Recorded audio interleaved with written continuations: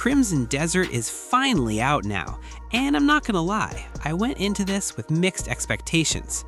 For the longest time, it looked like one of those games that shows really well in trailers, but you're not sure how it actually plays. And after spending some time with it, I can say this: it's not what I expected, but not in a bad way. You play as Cliff, a mercenary leader trying to hold his group together in a world that's honestly falling apart. And the game doesn't treat you like some chosen hero. It just drops you in and lets things unfold around you. No long introductions, no heavy setup. You're just in it. And I actually liked that. It feels more grounded, like you're part of the world, not the center of it. The first thing that stood out to me was the combat. It's not super polished in that perfect, clean way, but it feels real. You're not just pressing buttons and watching animations, you're reacting, you're adjusting. Sometimes fights go exactly how you want, and sometimes they just fall apart. I had moments where I thought I was in control, and then suddenly I'm surrounded, getting hit from all sides, trying to recover. And weirdly, that's what made it fun. It doesn't always go your way, and that keeps you locked in. You can grab enemies, throw them, switch between weapons mid-fight. There's a lot going on. You've got melee, ranged, abilities, environmental interactions, and once you start getting comfortable with it, fights feel way more dynamic than they look at first. And the best part is, you're not stuck playing one way. You can be aggressive, you can play a bit safer, you can experiment. It doesn't lock you into a single style, and that freedom helps keep things fresh. Now, the world, Pywell, it's big, yeah, but what I noticed is that it doesn't constantly try to impress you. It just exists. You're moving through forests, climbing hills, crossing rivers, running into random fights, and a lot of the time, the best moments aren't planned. Like, I'd be heading somewhere with a goal, and then I'd just get distracted, not because the game told me to, but because something caught my attention. Maybe it's a group of enemies fighting each other, maybe it's a hidden area, maybe it's just a path that looks interesting. And suddenly, I'm 30 to 40 minutes off track, and I don't even care. That's when I realized the game actually works best when you stop trying to rush it. If you treat it like a checklist, it won't feel that special, but if you just move through it naturally, it starts to open up. There are also smaller things that help with immersion: hunting, interacting with the environment, just taking a moment to slow down. And yeah, these systems aren't the deepest out there, but they add to the overall experience instead of feeling like filler. Visually, there are moments where the game looks really good. The lighting especially stands out.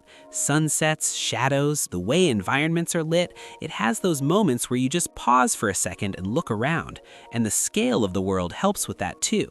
Some areas genuinely feel massive. But it's not consistent. There are times where textures look a bit off, or animations feel slightly rough, and it kind of breaks that immersion for a moment. It's not a deal breaker, but it's noticeable enough that you can't ignore it. Same with performance. Most of the time, it holds up fine, but when things get intense, bigger fights, more effects, you can feel it dip a bit. It doesn't ruin the experience, but it does remind you that the game isn't fully polished. And honestly, that's probably the biggest issue with Crimson Desert. It feels like it's almost there. Like everything it's trying to do is working, just not perfectly. The story is another interesting part. It's not loud, it's not constantly throwing cutscenes or emotional moments at you. It's more quiet, more subtle. You learn about the world and the characters as you go, instead of the game stopping everything to explain it. And I get why some people might not connect with that, but for me, it actually worked. It fits the tone of the game. It makes the world feel a bit more real, even if the story doesn't hit as hard as some other big titles. And I really respect the fact that it's fully single player. No online modes, no live service systems, no constant pop-ups trying to pull you into something else. You just play the game. And in 2026, that honestly feels refreshing. The progression system is simple but effective. You fight, you explore, you get stronger. New abilities, better gear. It's not overcomplicated, and it doesn't need to be. It just keeps you moving forward. After spending more time with it, I started to notice something. This isn't a game that tries to impress you in the first hour. It grows on you. The combat feels better the more you understand it. The world becomes more interesting the more you stop rushing through it. The experience builds slowly instead of hitting you all at once. And that's why it's a bit hard to judge quickly. Because yeah, it has issues. You'll notice the rough edges, the inconsistencies, the moments where it could have been better. But at the same time, it doesn't feel generic. It doesn't feel like it's playing it safe. It feels like a game that's actually trying to do something a bit different, even if it doesn't fully land every time. And honestly, I'd take that over something polished but forgettable. So here's how I'd rate it. Gameplay gets 4 out of 5. It's engaging, flexible, and has enough depth to keep fights interesting over time. Visuals get 4 out of 5. Some really strong moments, especially with lighting and scale, just not consistent. Story gets 3 out of 5. More subtle than impactful, but it fits the overall tone. World design and exploration get 4 out of 5. This is where the game really shines if you let yourself get into it. Performance and polish get 3 out of 5. You'll notice the rough edges, especially in heavier moments.